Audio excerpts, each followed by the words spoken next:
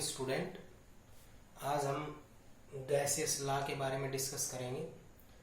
जो unit of state of matter जो कर रहे हैं, इसके अंदर स्टार्टिंग का इनका बेसिक कॉन्सेप्ट करने के बाद में सिर्फ गैसियस लॉ तुम्हारे सिलेबस में है। तो गैसियस लॉ 5-6 आपके गैसियस लॉ है, उनमें से एक आपका बॉयल्स लॉ। तो मैं आज आपका स्टार्ट कर रहा हूँ बॉयल्स लॉ। बॉयल्स नाम के साइंटिस्ट ने एक लॉ दिया था। एक्चुअली ये जितने भी लॉ होते हैं ना, ये सब वॉल्यूम और प्रेशर और टेम्परेचर मीन्स हमारे पास जो पीवीटी जो होते हैं उनके बीच का एक रिलेशनशिप होता है। तो जब गैस के पार्टिकल्स के बारे में पढ़ा गया तो अलग अलग साइंटिस्ट उनका इफेक्ट चेक करना शुरू कर गए। जैसे किसी ने चेक किया कि वॉल्यूम के ऊपर क्या फर्क पड़ता है जब हम प्रेशर चेंज करते हैं। सिमिलरली वॉल्यूम पे टेम्परेचर का क्या इफेक्ट होता है जब हम प्रेशर को कांस्टेंट रख लें, या नंबर ऑफ मोल्स का क्या फर्क पड़ता है, या डेंसिटी का क्या इफेक्ट होता है। तो इस तरह के अलग अलग इफेक्ट आपको देखने को मिलेंगे। तो उनमें से सबसे पहले जो लॉ था वो था बॉयल्स लॉ। उसने क्या कहा था, इसने कहा था कि जो वॉल्यूम होती है किसी भी of given mass of a gas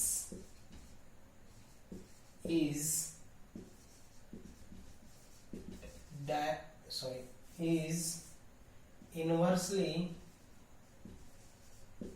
proportional to pressure when temperature remains constant। उसने कहा कि किसी भी गैस की जो वॉल्यूम होती है वो प्रेशर के इनवर्सली वेरी करती है, और उस कंडीशन में हम टेम्परेचर को कांस्टेंट रखकर चलते हैं। प्रैक्टिकली थोड़ा सोचें कि मान लो हमारे पास एक रूम है, उसमें गैस है, तो जितना वो स्पेस ऑक्युपाई करेगा वो उसकी वॉल्यूम हो जाएगी गैस की। तो अब हम क्या करते हैं, प्रेशर अप्लाई करना शुरू कर देते हैं। तो गैस के पार्टिकल्स जो होते हैं वो इस तरह से गैस के पार्टिकल्स दूर दूर होते हैं। तो जब आप प्रेशर अप्लाई करोगे तो ये गैस के पार्टिकल्स जिनके बीच में गैप्स था ये क्या होना स्टार्ट हो जाएंगे, कंडेंस होना स्टार्ट हो जाएंगे। यानी कि गैस एक तरफ से आपने प्रेशर अप्लाई करना शुरू कर दिया तो दूसरी तरफ वो इकट्ठे होना स्टार्ट हो जाएंगे। इसका मतलब वो कम स्पेस में आएंगे अब, तो इसकी मतलब वॉल्यूम डिक्रीज हो गई। बट आपको टेम्परेचर उस कंडीशन में क्या रखनी है, टेम्परेचर आपको उस कंडीशन के अंदर कॉन्स्टेंट रखना है। तो जब आपका वॉल्यूम होता है वो इनवर्सली प्रोपोर्शनल टू किसके होता है, प्रेशर के होता है। और टेम्परेचर क्या होता है आपका उस टाइम पे, कंडीशन कांस्टेंट। टेम्परेचर कांस्टेंट रखना एक्चुअल में कहलाता है आइसोथर्म। क्या कहलाता है, आइसोथर्म। तो इसको रिमूव करने के लिए हम क्या लगाएंगे, कांस्टेंट, और ये प्रेशर रहेगा। तो एक्चुअल में हमारा क्या आ गया, एक्चुअल में हमारा आया है कि जो प्रोडक्ट होता है प्रेशर और वॉल्यूम का वो क्या होता है, एक फिक्स टेम्परेचर पे वो हमेशा कांस्टेंट रहता है। तो volume of given mass of a gas is inversely proportional to its pressure when temperature remains constant. This is known as Boyle's law. तो यानी कि आप प्रेशर जब ज्यादा अप्लाई करते हो तो वॉल्यूम कम हो जाती है, प्रेशर कम करते हो तो वॉल्यूम ज्यादा हो जाती है। जैसे आप प्रेशर करके एक रूम में गैस है उसको प्रेशराइज करके आप सिलेंडर में भी डाल सकते हो। तो देखो जब वो रूम में था तो कितना ज्यादा वॉल्यूम था, अब आपका वो सिलेंडर में आ गया तो उसका वॉल्यूम कितना कम हो गया है। इसका मतलब प्रेशर अप्लाई करने से आपकी जो वॉल्यूम है वो धीरे धीरे क्या होती जाती है, डिक्रीज होती जाती है। बट उस कंडीशन में आपका टेम्परेचर कांस्टेंट होना जरूरी है। अगर किसी कंडीशन में टेम्परेचर कांस्टेंट हो तो हम उसको क्या बोलते हैं, आइसोथर्म बोलते हैं। क्या बोलते हैं, आइसोथर्म। ठीक है, अब हम इसको दो कंडीशन पे लेके चलते हैं। मान लो एक गैस है ए, दूसरी है बी। इसका वॉल्यूम है V1, इसका है V2, इसका प्रेशर P1, इसका P2। तो इसके ऊपर अप्लाई करेंगे तो P1 V1 is equal to constant, इस पे अप्लाई करेंगे तो P2 V2 is equal to constant. दोनों कॉन्स्टेंट है तो इसका मतलब P1 V1 is equal to P2 V2।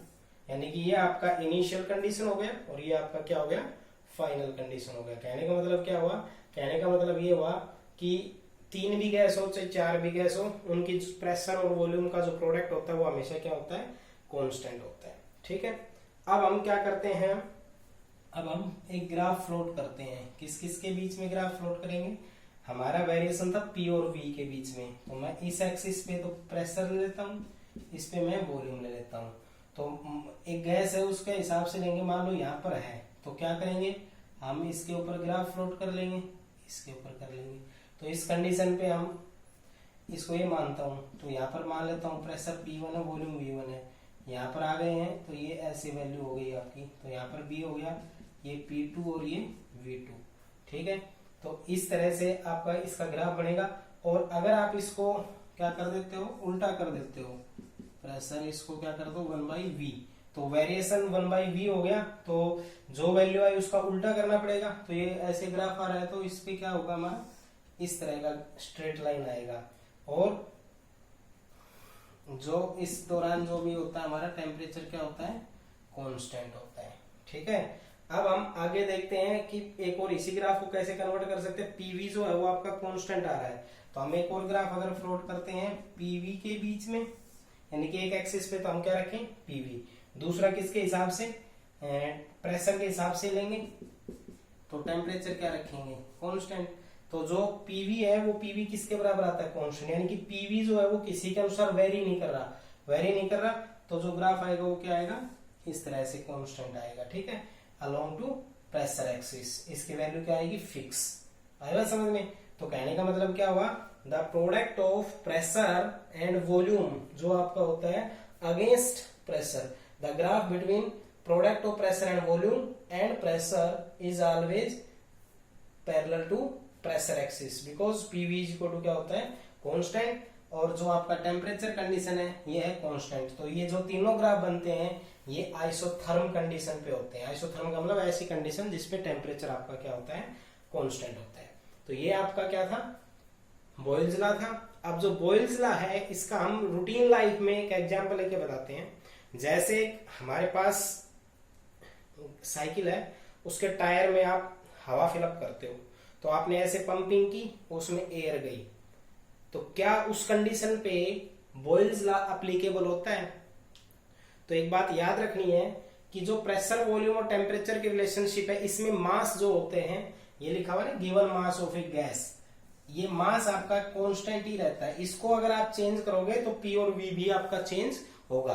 तो जब आप साइकिल में हवा भरते हो तो कुछ अमाउंट ऑफ गैस, एक्चुअल में उसमें नाइट्रोजन गैस होती है, ठीक है, तो जो बड़े टायर भी होते हैं गाड़ी वाड़ी के, उसमें नाइट्रोजन फिलअप की जाती है। तो उसमें जब वो गैस जाती है तो उसका कुछ अमाउंट भी जा रहा है उसके अंदर, तो उसका मतलब उसका मास बढ़ रहा है। तो मास बढ़ रहा हो उस कंडीशन के अंदर हम बॉयल्स लॉ एप्लीकेबल नहीं करते हैं। ठीक है, तो जो टायर वाला एग्जांपल मैंने लेके बताया उस कंडीशन पे आप बॉयल्स लॉ को अप्लाई नहीं कर सकते। ठीक है, क्यों? क्योंकि उसमें मास चेंज हो रहा है। मास मतलब पहले उसके अंदर मान लो 2 ग्राम था, तो आपने उसमें पंपिंग की, कुछ टाइम के बाद मान लो वो 2.1 हो गया, इसका मतलब आपका मास चेंज हुआ है। मास चेंज हुआ है तो उस कंडीशन में हम बॉयल्स लॉ अप्लाई नहीं करेंगे। प्रेशर और वॉल्यूम का रिलेशनशिप निकालना है टेम्परेचर कांस्टेंट पे। ठीक है, तो ये आपका क्या था बॉयल्स लॉ। अब मैं इसके ऊपर न्यूमेरिकल्स आपको करवाता हूँ 2-3।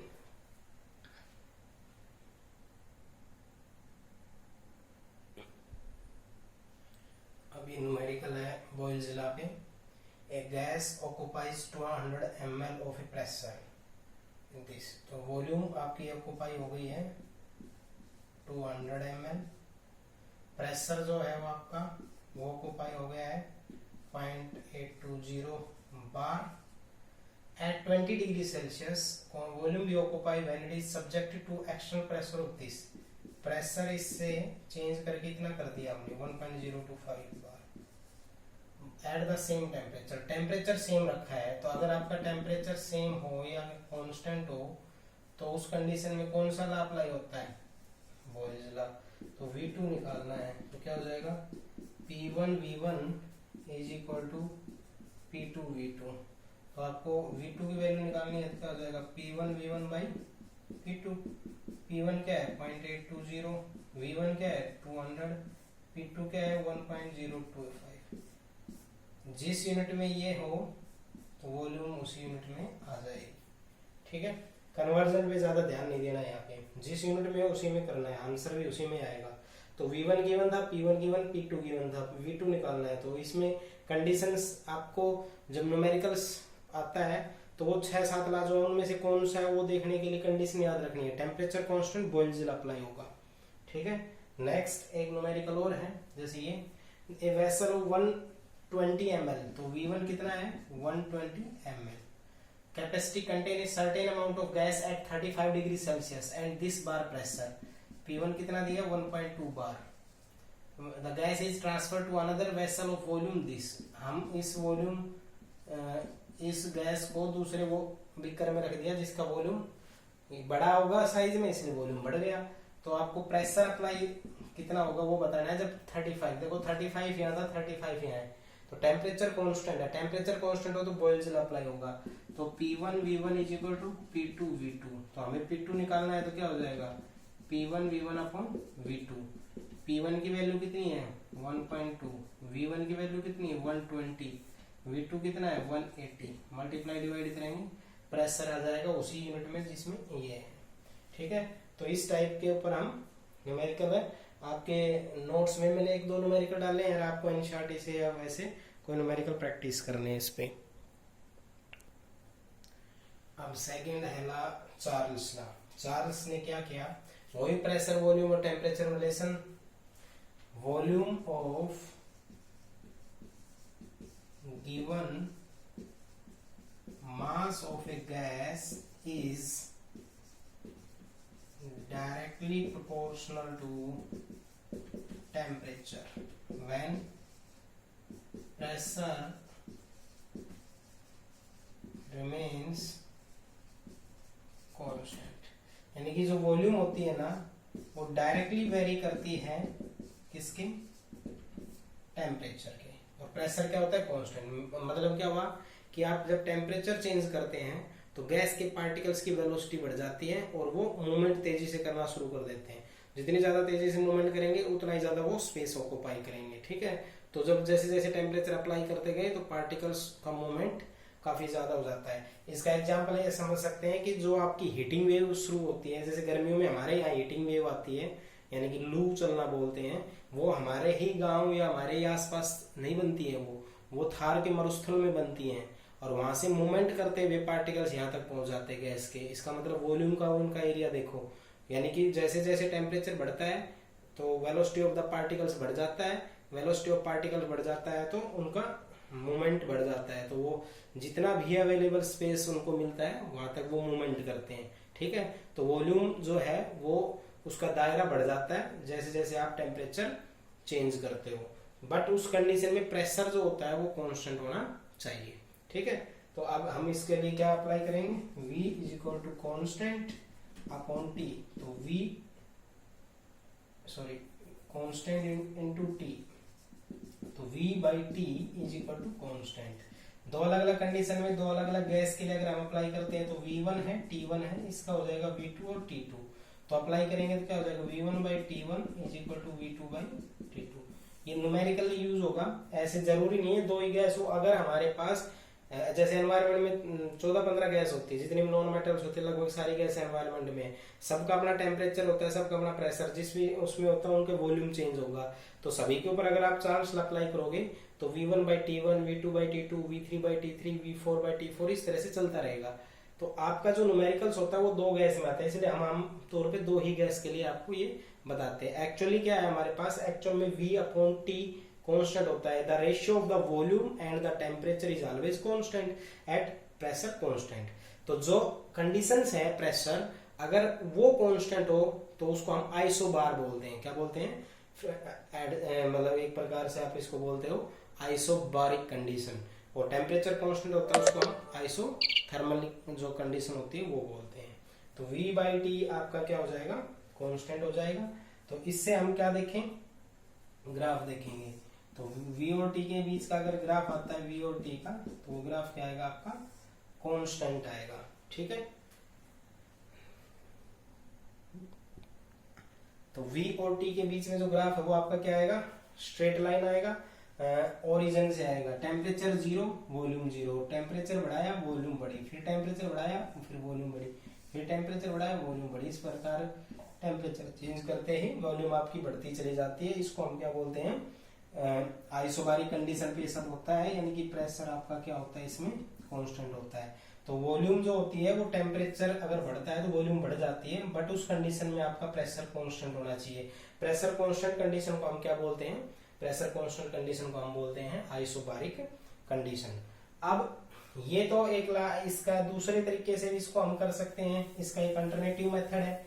उस मेथड में हम क्या करना है, उसमें क्या है, उसमें आपको ये लेना पड़ेगा, मान लेता हूं मैं V0 0 डिग्री सेल्सियस पे वॉल्यूम है, VT ये T डिग्री सेल्सियस पे है, तो आपके पास टोटल वॉल्यूम किसके बराबर होगी, यानी कि total volume at T degree Celsius ये आपकी होगी इनिशियल जो वॉल्यूम थी प्लस जो टेम्परेचर, जैसे इनिशियल मान लो हमारे पास जो एनवायरमेंट है उसका टेम्परेचर मान लो 20 डिग्री है, तो 20 पे जो वॉल्यूम है वो प्लस आपने 10 डिग्री बढ़ा दिया तो 20 से 30 किया, तो जो वॉल्यूम चेंज हुई वो इसमें ऐड हो जाएगी, वॉल्यूम इंक्रीज, यानी कि फाइनल भी कह सकते हैं volume at T degree Celsius.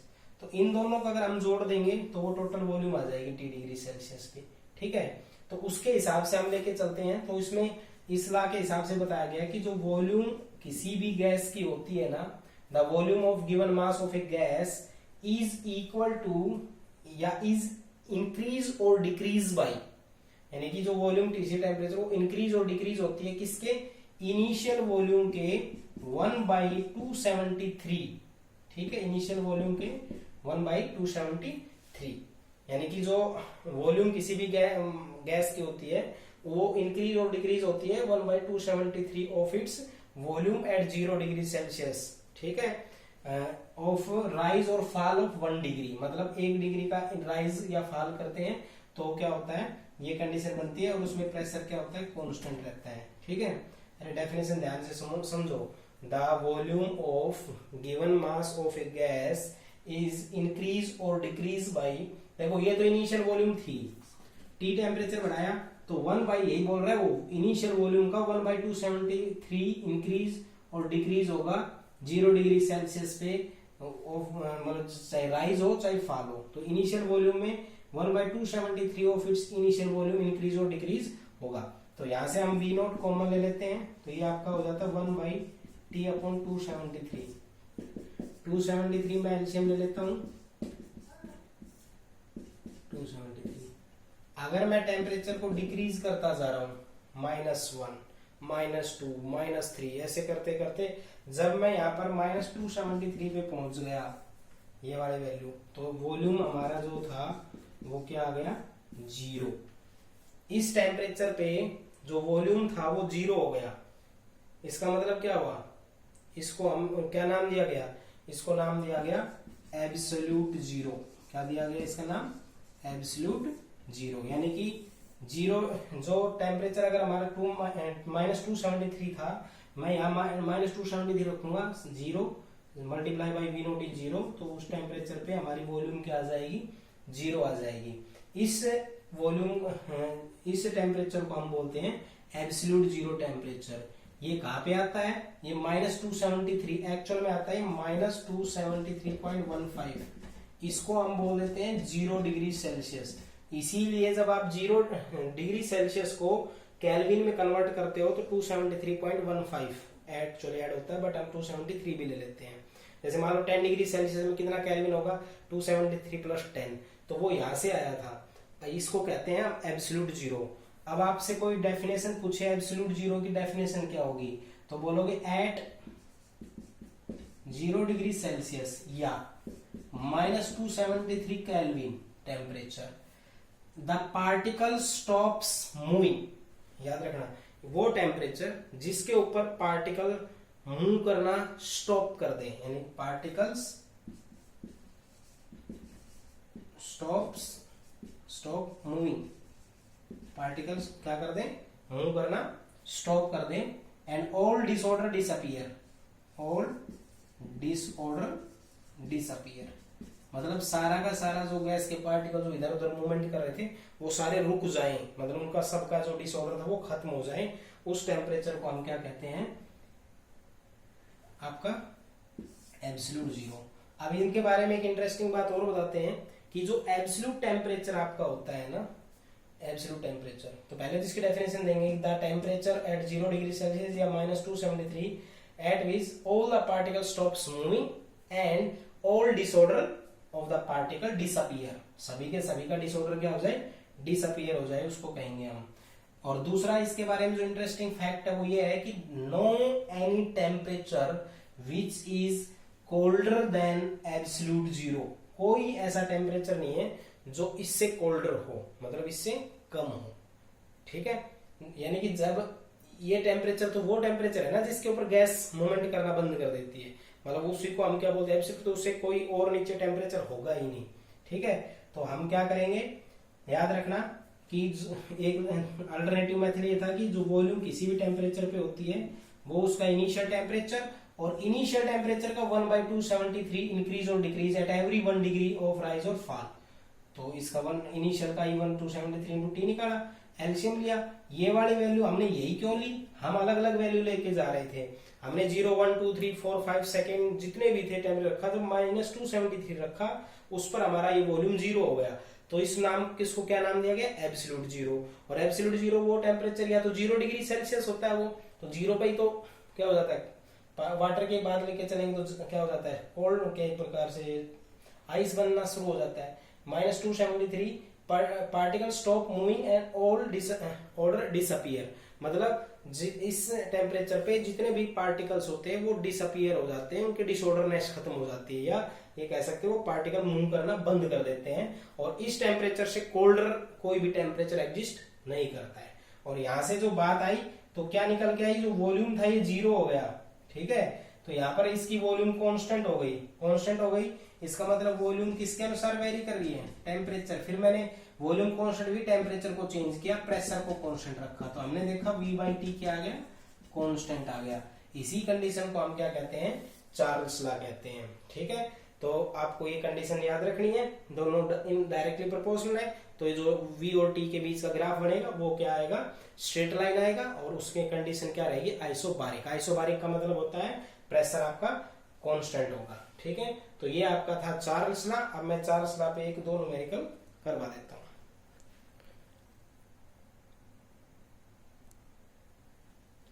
अभी इस पे न्यूमेरिकल है, देखो इसमें होता है V1/T1 = V2/T2, इसमें प्रेशर कांस्टेंट कंडीशन होती है।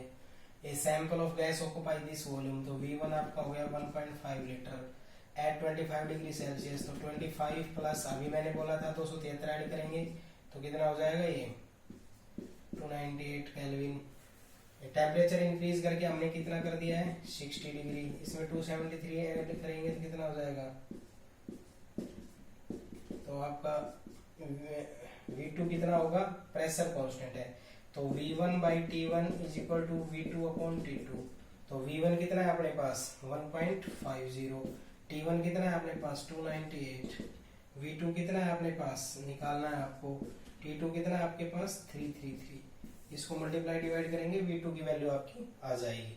कंडीशन प्रेशर कांस्टेंट रखना है। सिमिलरली इसके अंदर है, इसमें हमारी जो वॉल्यूम है वो है 800 ml, ठीक है, और टेम्परेचर जो है वो है कितना 273 ऐड कर दो इसमें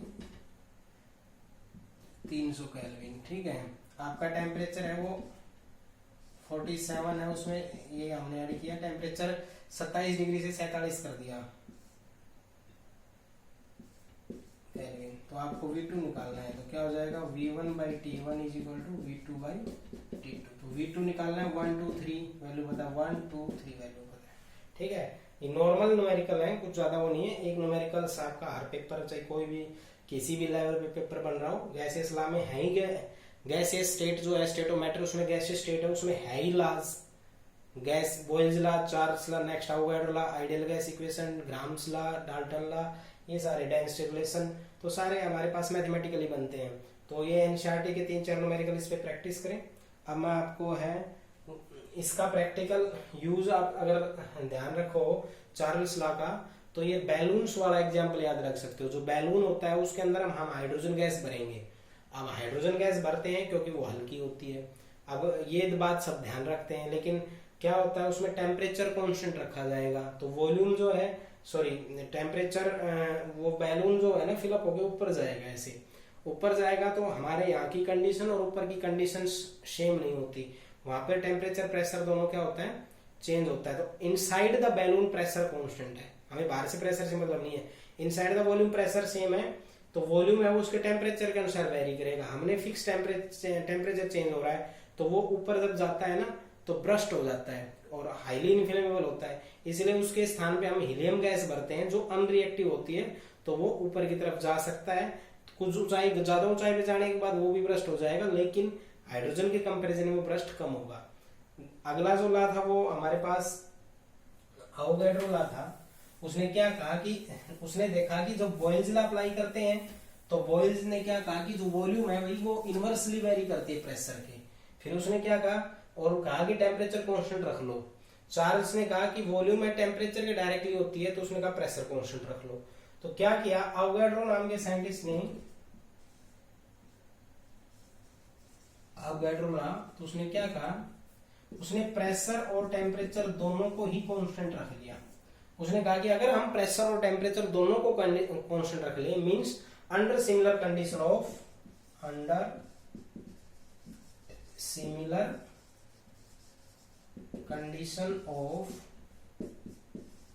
टेम्परेचर एंड प्रेशर, तो फिर वॉल्यूम किसके अनुसार वेरी करेगी, तो उसने कहा नंबर ऑफ मोल्स के अनुसार वेरी करेगी। फिर गैस के कितने नंबर ऑफ मोल्स हैं तो वॉल्यूम उसके हिसाब से होगी, जितने ज्यादा नंबर ऑफ मोल्स होंगे उतनी ज्यादा उसकी वॉल्यूम होगी, और V/N क्या आ जाएगा आपका कांस्टेंट। तो अवोगाड्रो लॉ क्या था, under similar condition of temperature and pressure the volume is varies as number of moles और इट एक्ट डायरेक्टली। तो वॉल्यूम है वो डायरेक्टली किसके होती है, नंबर ऑफ मोल्स पे होती है, और प्रेशर और टेम्परेचर को हम क्या रखेंगे, कांस्टेंट रखेंगे। ठीक है, तो ये है टेम्परेचर प्रेशर। देखो इस प्रेशर को टेम्परेचर कांस्टेंट बॉयल्स लॉ में रखा था, प्रेशर कांस्टेंट चार्ल्स लॉ में रखा है, तो दोनों को ही कांस्टेंट रखते हैं, तो किसके अनुसार वॉल्यूम वेरी करती है, नंबर ऑफ मोल्स की। ये बात किसने बताई, अवोगाड्रो ने बताई थी। ठीक है, छोटा सा लॉ था ये। अब क्या करते हैं हम, दो मेथड होते हैं आइडियल गैस इक्वेशन के। तो जो हमने 3 लॉ बताए हैं, इन 3 लॉ के बीच में रिलेशन करनी है हमें। तो आइडियल गैस इक्वेशन में आपको बताता हूं कि आइडियल गैस इक्वेशन क्या होगी। तो आप ये ले लो बॉयल्स लॉ, पहले कंडीशन आपने अभी तक ये पढ़ा है बॉयल्स लॉ, उसको इक्वेशन नंबर 1 मान लो। P कांस्टेंट ये आपने ले लिया है चार्ल्स लॉ। अभी मैं नया पॉइंट कुछ भी नहीं बता रहा हूं, नंबर ऑफ मोल्स P और T कांस्टेंट, इसको कहते हैं कौन, अवोगाड्रो लॉ।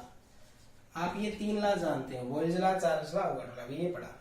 तो आपको एक कंबाइन इक्वेशन बनानी है इससे, तो इस तीनों इक्वेशनों को कंबाइन कर दो। तो V इधर है, NT ऊपर है, PA हो जाएगा। तो PV is equal to nRT।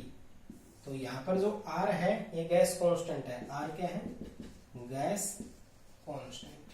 तो आपके पास PV is equal to nRT जो बना है ना, इसको आइडियल गैस इक्वेशन कहते हैं। इसमें प्रेशर, वॉल्यूम, टेम्परेचर और नंबर ऑफ मोल्स, और इसको रिमूव करने के लिए गैस कांस्टेंट है R। R की वैल्यू अलग अलग कंडीशन में अलग अलग होती है। ठीक है, ये इसका न्यूमेरिकल वो मैं इस वीडियो में नहीं बताऊंगा, नेक्स्ट में बताऊंगा। तो तब आपको R की सब वैल्यूज भी बताऊंगा, जैसे R की वैल्यू 0.0821 होती है लीटर एटमॉस्फेयर पर केल्विन पर मोल। R की वैल्यू जैसे R की वैल्यू होती है 0.0821, R की वैल्यू होती है 0.083, R की वैल्यू होती है 8.314। इसमें litre atmosphere kelvin inverse mole inverse, इसमें लीटर बार केल्विन इनवर्स मोल इनवर्स, इसमें जूल पर केल्विन पर मोल। ठीक है, तो R की वैल्यू अलग अलग कंडीशन में अलग अलग आती है। ठीक है, ये न्यूमेरिकल में प्रेशर, वॉल्यूम और टेम्परेचर की यूनिट क्या है उनके ऊपर हमारी R की वैल्यू डिपेंड करती है। तो आज जो है ये boils law, Charles law, Avogadro law और आइडियल गैस इक्वेशन, ये 4 डेरिवेशन करने हैं। बॉयल्स लॉ, चार्ल्स लॉ के ऊपर आपको न्यूमेरिकल्स करने हैं। नेक्स्ट वीडियो में आपके जो ग्राम्स लॉ और आपका डाल्टन लॉ बचा है और आइडियल गैस इक्वेशन का अल्टरनेट मेथड है, उनके ऊपर न्यूमेरिकल वो करवाऊंगा। ठीक है, तो फिर हमारे गैसेस लॉ क्या हो जाएंगे, फिनिश हो जाएंगे। आपको boils law, Charles law, Avogadro law और आइडियल गैस इक्वेशन, ये 4 डेरिवेशन करने हैं और इनसे रिलेटेड एनसीईआरटी के 2-2, 3-3 न्यूमेरिकल आपको प्रैक्टिस करने। नॉर्मल न्यूमेरिकल है, ज्यादा टिपिकल न्यूमेरिकल नहीं है।